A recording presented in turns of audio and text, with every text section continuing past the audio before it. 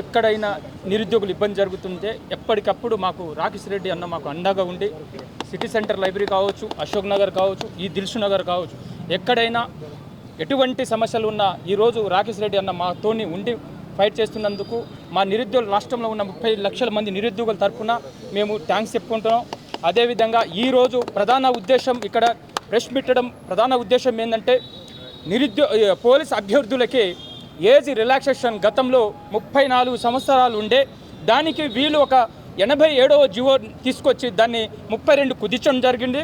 మేము జీవోని రద్దు చేసి 32 సంవత్సరాల నుంచి 36 సంవత్సరాల కానిస్టేబుల్కి ఏజ్ రిలాక్సేషన్ ఇవ్వాలి.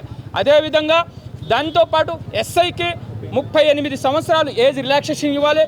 ఎందుకంటే ఎస్ఐకి కానిస్టేబుల్కి సపరేట్ ఈవెంట్స్ లేవు. ఎందుకు ఒకటే ఈవెంట్స్, ఎస్ఐ క్వాలిఫై అయినా కానిస్టేబుల్ క్వాలిఫై అయినా 5 ఈవెంట్స్.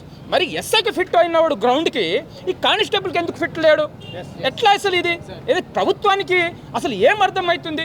అసలు ఆ బోర్డు చైర్మన్ వివి శ్రీనివాసరావు మాకు పట్టిన దరిద్రం ఏంటంటే అతన్ని తొలగించాలి. ఫస్ట్ మా డిమాండ్, మొట్టమొదటి డిమాండ్ ఏంటంటే మాకు కలవే అవకాశం కూడా లేదు. ఫస్ట్ ఆఫ్ ఆల్ మా బాధను చెప్పుకోవడానికి గతంలో ఒక ఈవెంట్స్లో చిన్న లాంగ్ జంప్ పోయి, షార్ట్ పుట్ పోయి, చిన్నతో సిల్లీ రీజన్తో చాలామంది అభ్యర్థులు నష్టపోయారు ఈ జీవోల వల్ల, ఈ 46 జీవోలు. ఆ రోజు ఇదే ఆ సిటీ సెంటర్ లైబ్రరీకి మీ జాతీయ నాయకుడు రాహుల్ గాంధీని తీసుకొచ్చి మీరు మాతోని ఏం చెప్పినారు?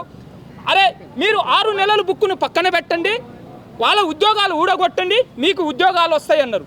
నిజంగానే ఒకళ్ళు ఉద్యోగాలు వచ్చి మీకు ఉద్యోగాలు వచ్చినాయి కానీ మాకు ఉద్యోగాలు రాలే. మిమ్మల్ని నమ్మి మీరు తెచ్చుకున్న ప్రభుత్వం నిరుద్యోగుల ప్రభుత్వం, ప్రజాపాలన అంటూ. ఇది ప్రజాపాలన కాదు, ప్రజాప్రభుత్వం కాదు, ఇది నిరంకుశ పాలన, పోలీస్ పాలన లాగా ఉంది. ఎందుకంటే మేము ఇంద్రానాగ్ మా ఫ్రెండ్ ఒక్కరు అక్కడ జాతరకు పిలిస్తే కనీసంగా ఆ జాతరలో వెంబడి కూడా పోలీసులు మమ్మల్ని ఆ జాతర కాడ వచ్చి కూడా ప్రివెంట్ అరెస్ట్ చేయడం జరుగుతుంది. ఇది అసలు ప్రజాపాలననా? దీన్ని ప్రజాపాలన అంటారా? ఇది ప్రజాప్రభుత్వం అంటారా? కాబట్టి మేము ఇప్పటికైనా రిక్వెస్ట్ చేస్తున్నాం, మీరు ఇచ్చిన హామీ మీ 46 జీవోను రద్దు చేసేసి ఈ 20,000 కానిస్టేబుల్ ఉద్యోగాలు ఇస్తామన్నారు. కాబట్టి ఆ విధంగానే మేము అడుగుతున్నాం అంతే. మీరు ఆ రోజు ఇప్పుడు మా నవీన్ పట్నాయక్ కూడా మాట్లాడి బంగూరు వెంకటన్న మీరు మాకు ఆ రోజు మాట ఇచ్చారన్నారు. ఖచ్చితంగా నవీన్ పట్నాయక్ మాట్లాడినట్టు ఖచ్చితంగా మీ ప్రభుత్వం దృష్టికి తీసుకెళ్ళండి, మా బాధను చెప్పి ఆ విధంగా మాకు నోటిఫికేషన్ విధంగా మీరు ప్రయత్నం చేస్తారని ఆశిస్తున్నాం.